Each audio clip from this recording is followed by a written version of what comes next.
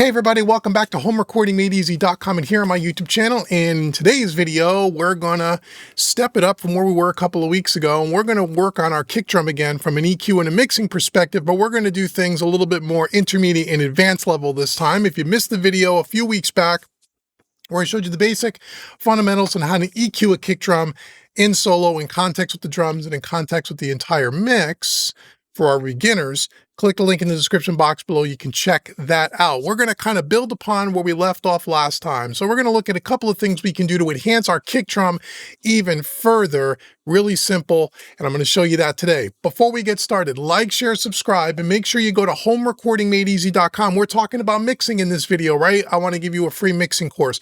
I have a $97 mixing course I want to give you absolutely free. It's right at the top of the homepage. Click that button. It'll be emailed directly to your inbox. The link will be in the description box below. And if you stick around to the end of this video, I'm going to give you something else that's going to help you with your EQing and your mixing, not only with drums, but with every other instrument in a mix. So here we go. So here we are in Studio One. So last week or a couple of weeks ago, depending on when this video goes live, we talked about EQing a kick drum. Very, very basic, right? And we have this kick drum here. And we talked about adding just a stock EQ. And how to boost and cut, and how to find where to boost and cut and make the drum sound more enhanced. Again, click the link in the description if you missed that. This time out, we're going to build upon that, and we're going to add some extra flavor to make that kick drum even more powerful and even more, present in the mix. So before we do that, we're going to go ahead and I just want you to listen back to this little section of music. This is a rock instrumental where we left off in the last video. So here's where we left off with the kick drum. I'll play back the whole mix here a little bit, then I'll solo up the drums, and I'll solo up the kick from the last video so you can kind of see where we left off. So here we go. Here's some rock instrumental here. Let's check this out and see what we have.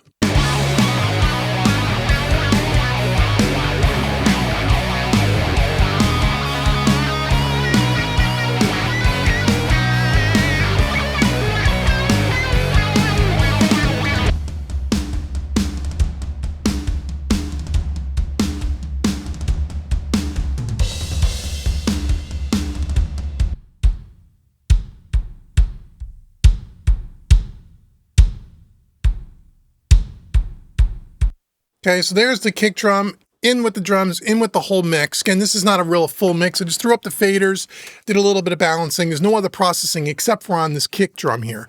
So here's the EQ where we left off in the last video. If I were to just take this away, keep your eye on the bypass button here.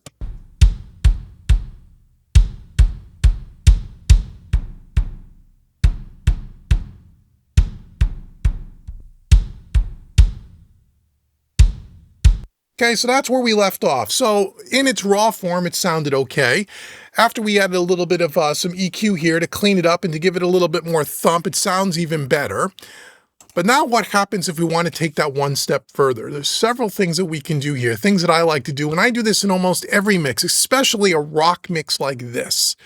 So we have our original drum here. So what I did was I duplicated that kick drum, over here in purple, and we're going to add some processing here on the second track. Now you can do this all on the original track if you want to, but I always like to have two separate tracks, because I like having two separate faders. It's just a little workflow thing. You could do whatever you want.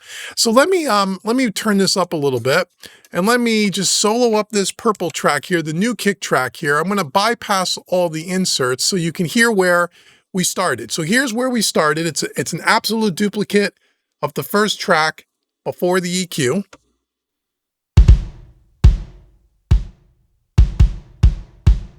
Oh, let me shut off the inserts. Here we go. Here's where we started.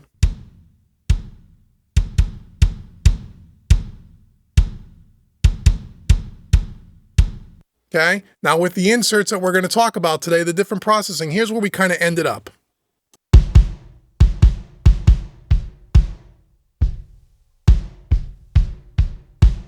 Big difference. So let's walk through this and let me show you what I did here and what you can do on your kick drum to even make it more interesting and more powerful. Hey there, friend, I hope you're loving the video. Guess what? We're now in 2025 and I have some super exciting news to share with you. I'm officially accepting new clients for mixing and I'm on the lookout for talented artists just like you. Head on over to mixingmusicanalog.com. The link will be in the description box below to check out some of my latest work. Once you've had a look around, shoot me an email and let's schedule a Zoom call to chat about your music and how we could take it to the next level. Now let's get back to the video. So the first thing we're going to talk about is some sample replacement. Now this original kick was a sample, as I said in the last video, and the sample sounded okay, but I wanted a better type of a sample or more a little bit more variety of a sound than a sample. So I'm using Trigger 2 here, which is the industry standard for drum replacement. It's been around forever. There's other ones on the market. Any drum sample replacement program will work, but I just tend to like Trigger. And in this, you'll see here that we can add, what do you have, 3, 6, we can add 8 different layers here. And what I really like about Trigger is if you go over to the browser, even with just the stock Trigger samples that come with this particular plugin without having to buy anything extra, they give you a lot of different presets that you can check out here, where it says PR here. Those are the presets, and you double click and it has multi-layered samples. So you can add just a single if you just want a one-shot hit, or you can add multiple layers, which is what I like to do on something like this. I picked one of these here. I have some third-party stuff too, and even third-party samples are pretty inexpensive. You can usually get some pretty cool packs for probably 50 or 60 bucks and get hundreds of samples. But the one-shot samples are cool, but I really like when these packages include like a preset. This one comes from the Chrysaloid Algae core presets, which is an add-on pack that you can get when you buy Trigger. I think it's like 79 or 99 US dollars, but they're really, really cool. And there's some really, really cool presets here, especially if you're into rock drums, because that's kind of CLA's thing. So I have one of those presets here, and if I come back to Trigger, you'll see that we have a kick in, a kick out. We actually have a sample of the snare wires. When the kick drum hits, it'll sometimes rattle the snare on the drum kit. We have that pretty low in the mix. We have the overheads, we have a stereo room and a mono room here. So if I were to just play back this here, just Trigger, let's just turn off everything else after it. Okay, so here's just the Trigger sample on this original kick here, and I got it dialed in here 100% wet. I'll turn it back to 0 so you can hear the original, and then we'll bring it up and you'll see what it sounds like. So here was the original.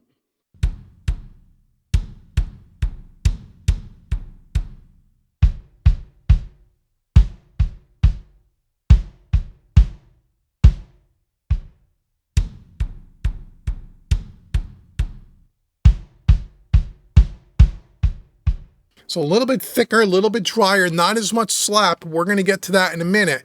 So by blending this, and what I love about something like this is you have total control over everything that's here. So if we wanted, say, more room, we wanted more of a roomy kind of a kick sound, we could just do this.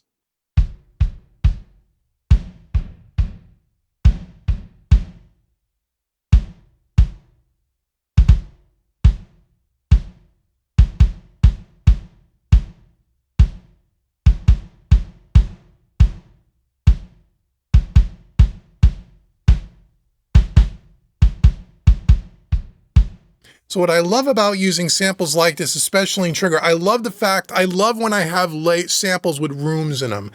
Instead of using some kind of a reverb or an artificial room, I love when they have the actual room that the kick drum was recorded in, and we have complete control over how much room we want. It helps the kick sustain and feel a little bit longer, a little bit deeper. And you can go as aggressive or as subtle as you want. So the first thing I do is I add samples.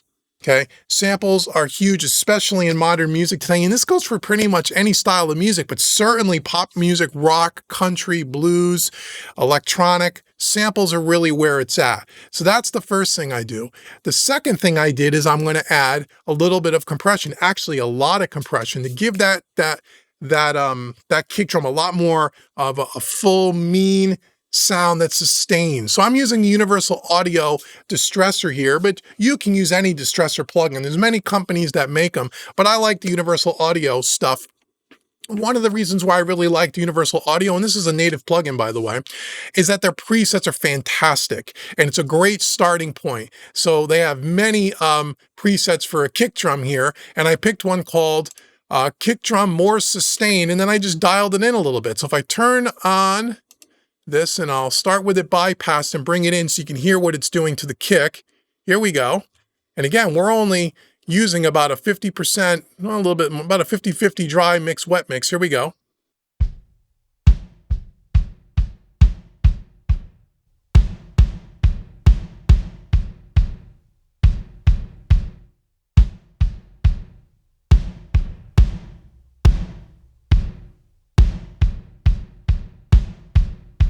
So you can dial it in to taste using the wet dry knob, kind of a parallel compression thing. So it sounds like we got a ton of compression, or it looks like by the gain reduction meter, we have a ton of compression. However, we're using only about a third of the compressed signal. We're mixing it in to give it more thump, more sustain.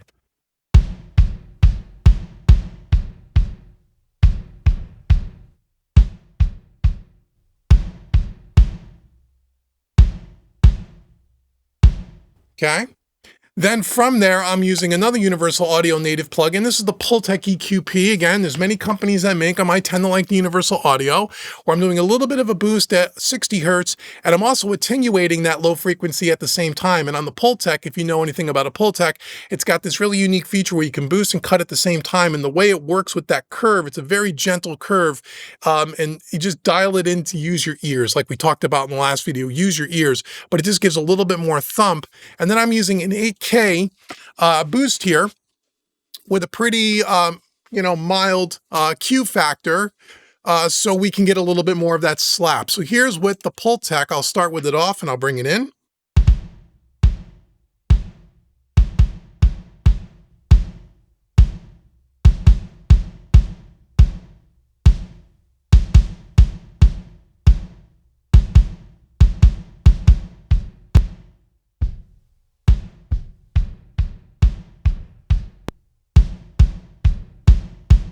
So again, this adds a little bit more clarity, a little bit more sustain, a little bit more toughness on the bottom. And again, you always have to do this in the context of the mix, and we're going to do that, but I want to solo this up so you can hear the demonstration. And then lastly, I'm adding a little bit of saturation, and I'm using the SSL native saturator, but again, you can use any kind of a saturator, just again to give it a little bit more personality, a little bit of dirt, a little bit of hair on it. So here's without the saturator. I'll turn it off here and then I'll bring it in.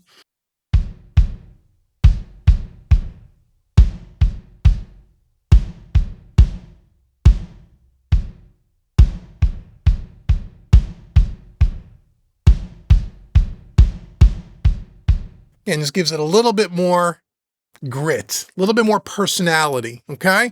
So again, if I turn off all the inserts, here's where we started. Okay, here's where this kick drum started.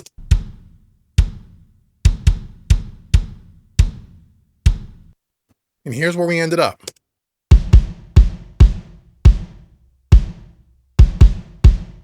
Okay, so now I'm going to blend this in with the original kick drum. So I'm going to turn this all the way down. Here was the original kick, okay, that we did in the last video where we EQ'd it with the Pro EQ, okay? Here's this kick drum here.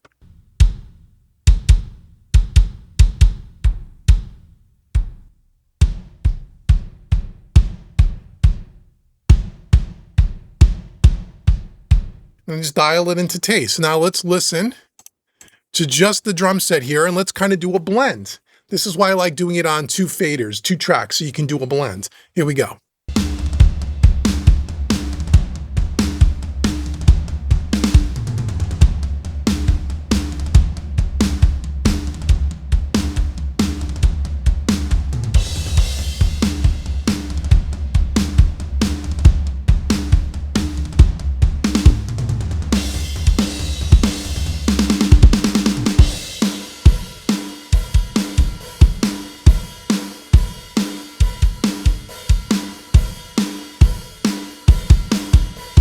Okay, now let's bring it in with the rest of the track because it doesn't really matter. You want to get that blend when you get the whole mixing. You're going to fine tune this as you're mixing your song, but here's another way to just give you a little bit of extra control over that kick if you want that kick to really pop through.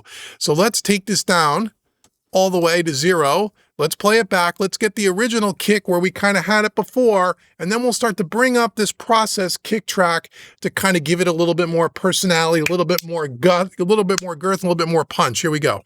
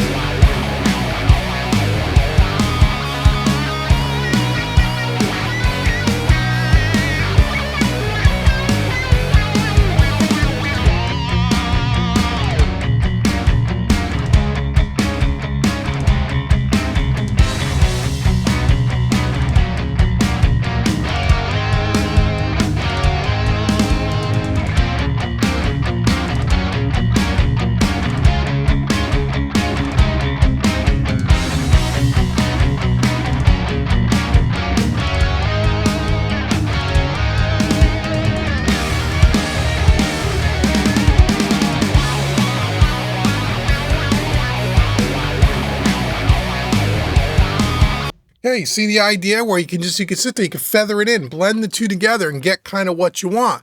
By adding this extra processing, it just gives you a little bit more flexibility, gives it a little bit more life, gives it a little bit more personality, and you can fine tune it to taste. So using samples, compression, a different type of EQ, an analog style EQ like the Pultec as opposed to the stock EQ like we did on the first track in the last video, gives it a different personality. A completely different personality. And then again, using some saturation. All these things you want to do in kind of small doses. You don't want to overdo it. You don't want to overpower the rest of the song with your kick drum, but it gives you a nice way to build in some extra flexibility to give you that extra gas in the tank when you need it. So that's a look at a few more advanced techniques, if you will, a couple of more tricks in the bag for you to get your kick drum sounding really great and mixing it in with the rest of the song. So I want to thank you so much for sticking around to the end of the video. Now, as I said at the beginning, I want to give you something else for checking this out. So we're talking about mixing. I told you go out to Home Recording Made Easy and get that mixing course. Take that mixing course. It's completely free. We spend a lot of time working on EQ in that mixing course. It's a beginner's course. You're really going to dig it. If you want to get more into EQ and compression and mixing in general, I have a whole online school. 2 courses I really highly recommend for anyone that's with less of a year of mixing experience would be EQ Made Easy and Compression Made Easy. Both those links will be in the description box below, where we not only talk about how to EQ and compress kick drums, snare drums, and drums in general, but all the different instruments. I want to give you a 25% discount coupon code on those 2 courses. They're in the description box below. The coupon code is YouTube25. You put that in at checkout, it will take 25% off those 2 training courses, as well as any other training course on my website. But check out EQ and Compression Made Easy. Those are the 2 most important tools that we have as mixers. I want to help you on your mixing journey. So let me know in the comments below what other things that maybe you do beyond what I've done to enhance your kick drum and to get it sounding more powerful and sitting better in the mix. And until the next video, I've been Dave with HomeRecordingMadeEasy.com. Thank you so much, everybody, for watching me today, and I'll see you guys in the next video.